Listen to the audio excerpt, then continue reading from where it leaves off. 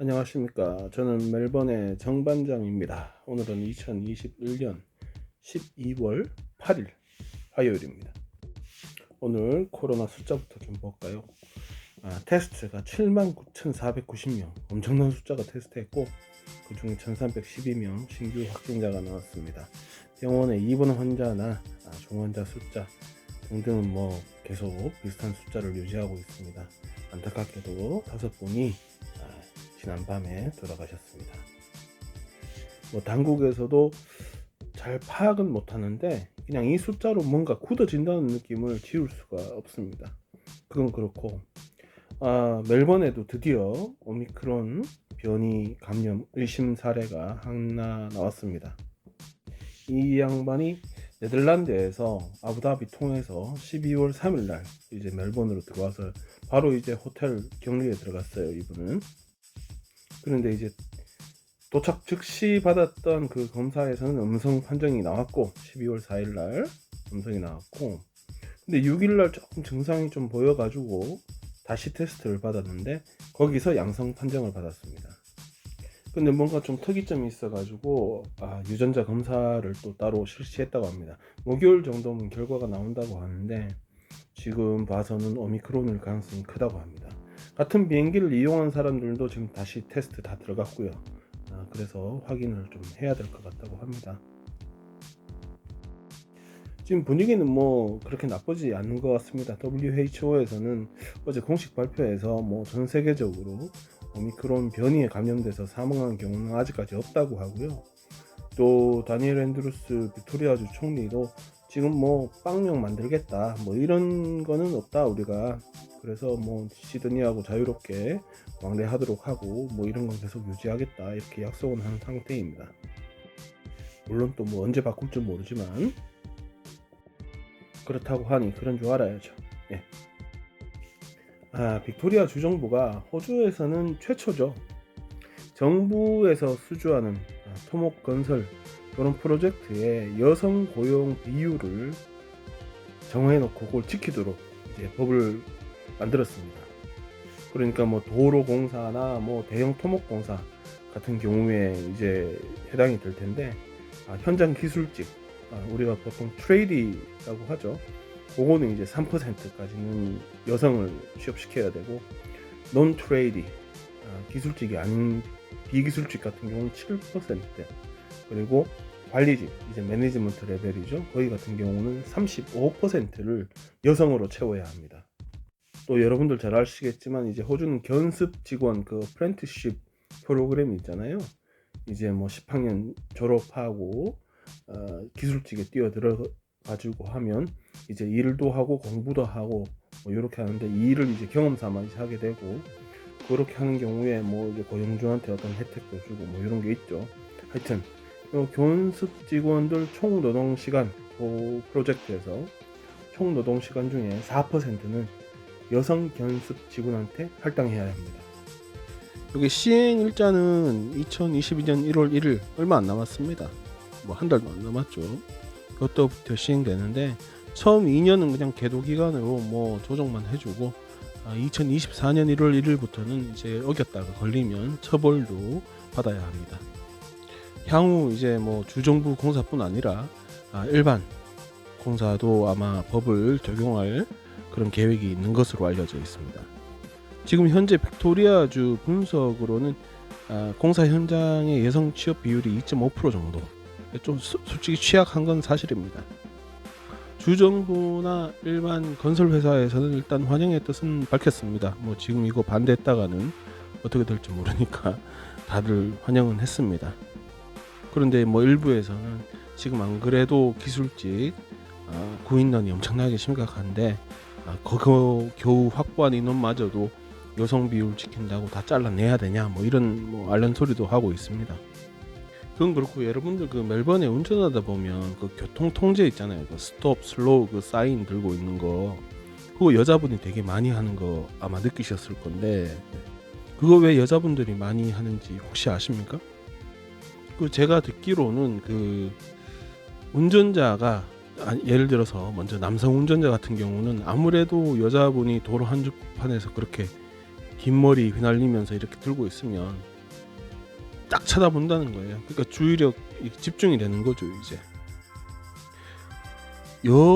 여성 운전자들도 마찬가지로 집중을 한다고 합니다. 예전에 뭐 그런 얘기를 한번 들었는데, 그래서 안전운전에 더 도움이 된다 뭐 이런, 뭐 하여튼 근거는 뭐 약한, 하여튼 어디서 또 들어보니까 이게 공사 현장에 차가 막 막히잖아요. 근데 남자가 이렇게 들고 있으면 길 가다 창문 열고 야이 이놈 뭐 하면서 시비를 건다는 거예요, 운전자들이. 근데 여자분이 이렇게 들고 있으면 상대적으로 시비를 안 걸기 때문에 여성분들이 많다 뭐 이런 말도 안 되는 얘기도 있더라고요. 하여튼 앞으로는 공사 현장에서도 여자분들 많이 보게 될 것 같습니다. 여러분들도 혹시 여성분들 이거 보시면 앞으로 취업 뭐 어떻게 할 것인가 구상함에 있어서 한번 생각을 한번 해보고 도전해 보시기 바랍니다. 버스 기사도 여자분이 좀 많아요. 되려 뭐 저 건설직보다는 아마 버스 기사직이 더 쉬울 수는 있어요. 뭐 물론 돈은 그닥 많이 못 벌지만 뭐 그것도 한번 고려해 보면 좋을 것 같습니다. 하여튼 다 우리 편 화이팅. 여러분들 그 기억하실려나 모르겠는데 올해 7월 9일에 무슨 일이 있었나 하면 다니엘이 그 뉴사우스 웨일즈에 막 바이러스가 퍼지니까 그때 빅토리아는 좀 괜찮았단 말이지. 그러니까 12시간인가 짬을 주고 주 경계선을 확 닫아버렸어요. 그래가지고 막 공항에 막 비행기표 또 이것들 한몫 잡아야 되니까 막 비행기표 취소됐다가 다시 나오는데 막 300불 400불 올라가고 뭐 난리가 나고, 그래도 못하고 포기하고, 또 이제 그 주경계 넘어오는 도로에 차 막히고 하여튼 난리가 났었습니다 그때. 그래도 그때 당시에 뭐 이제 극히 예외적으로 뭔가 상황이 있으면 서비스 빅토리아 통해서 이렇게 그 경계 이동 제한 면제 신청을 하면 심사에서 뭐 들어올 수 있게 해주겠다 이런 말도 있었죠. 근데 그때 당시에 막 그 장례식 참석하려고 시드니 넘어갔다가 못 들어온 사람들도 있었고, 또 뭐 아픈 거 치료 때문에 어쩔 수 없이 넘어갔다가 못 들어온 사람도 있었고, 또 취업 때문에 뭐 접 인터뷰 갔다가 못 들어온 사람도 있었고, 뭐 하여튼 베라벨 사람들이 다 있었어요. 억울하죠. 그래가지고 이 사람들이 면제 신청을 했는데도 안 되는 거야. 못 들어오는 거야 그냥. 그래가지고 향후 이제 좀 시간이 지나서 빅토리아 옴부즈맨에 공식 항의를 넣은 거예요. 그래서 이제 빅토리아 옴부즈맨에서 관련 자료도 수집하고 뭐 해가지고 이렇게 나름 조사를 했고 나름의 결과를 어제 발표하였습니다. 여기 사진을 보는 분이 데브라 글라스라는 그 빅토리아 옴부즈맨 운영하는 분입니다. 물론 뭐 팀원들이 다 있죠. 빅토리아 옴부즈맨은 특히 이제 빅토리아 주정부 공무원들 뭐 하는 일에 대해서 딴지를 걸고 태클을 걸고 조사를 하고 권고를 하고 뭐 이런 역할을 합니다. 자, 여기서 밝힌 게 이동 제한 해놓은 걸 면제해 달라고 신청한 건수가 7월 9일 당일부터 9월 14일까지 33,252건인데 그 중에 이동을 허가를 해준 거, 면제 신청을 받아준 거가 10%도 안 돼요. 8% 정도에 불과하다고 합니다. 그러면서 또 밝혀낸 게 이 심사하는 그 직원들이 있을 거 아니에요. 신청을 받는 직원도 있을 거고, 또 신청에 따라서 이렇게 심사를 하는 사람들도 있을 건데, 심사를 하는 순간까지 올라간 건 불과 몇 개는 안 되고 대부분이 신청 받으면 30초에서 1분 20초 안에 쓰레기통으로 직항 그냥 날아갔다고 합니다. 그러니까 저도 기억이 나는데 그때 뭐 어떤 케이스 같은 경우는 이 노부부가 캐러반을 몰고 이제 올라갔다가 부랴부랴 이렇게 내려오는데 이 주경계선에 차가 막히니까 시간 안에 못 넘어온 거예요. 그러니까 어버리에서 빅토리아에서 보면 와동가고 뉴사우스 웨일즈에서 보면 어버리죠. 이제 거기 한 캠프장에 차를 대고 이거 어떻게 하냐, 신청서를 작성해라. 그러니까 이 노인분들이 생각을 해보세요. 그럼 뭐 랩톱이 있겠어, 뭐가 있겠어. 그리고 뭐 그렇잖아요. 거기서 이제 막 부랴부랴 어떻게 해가지고 서류 작성해서 뭐 스캔 뜨고 이거 다 배워 샜나 보죠. 마침 또 할아버지 약도 다 떨어져 가고 해서 집에 빨리 가야 된다. 우리는 뭐 백신도 다 맞았고 기름 한 통만 넣으면 바로 집까지 도착할 수 있고 아무도 안 만날 거고 14일 동안 집에서 나오지도 않을게, 이런 식으로 했나 봐요. 결론적으로 보면 이렇게 어렵게 할아버지 할머니들이 막 작성해서 낸 신청서가 1분 만에 쓰레기통으로 바로 갔다는 거예요. 이런 사연이 한두 개가 아니라 이거지. 그러니까 아까 데보라 그 빅토리아 엄부스맨 거기서는 이거 좋다, 뭐 줄경계를 막는 건 좋다, 뭐 그거 의학이었냐, 사람들 뭐 보건을 위해서 그렇게 했다 치자. 그러나 각각의 케이스를 다 보고 하는 노력은 너무도 없었다. 그러면서 영어로 unjust, 부당했다 이거지. 그리고 inhumane, 비인간적이었다 이거죠.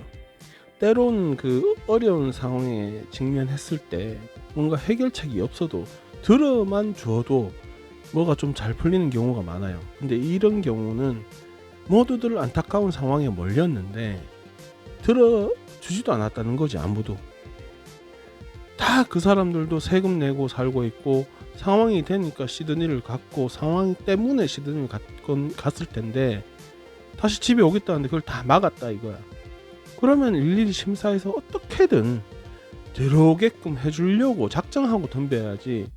지금 이거 봐서는 솔직히 그때 분위기도 그랬어. 너 왜 갔니? 뭐 이런 분위기였어.